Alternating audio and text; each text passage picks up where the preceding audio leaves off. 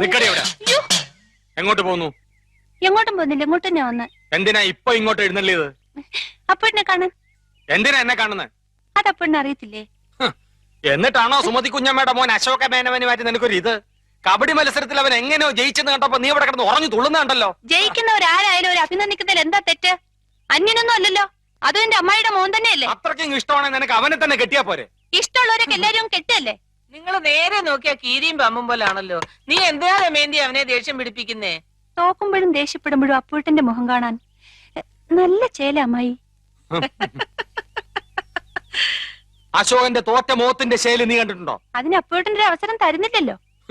എന്നാ കാവിലെ പാട്ട് മത്സരത്തിന് നീ വാ, അവന്റെ തോറ്റ മോന്തയുടെ ക്ലോസപ്പ് കാണാം.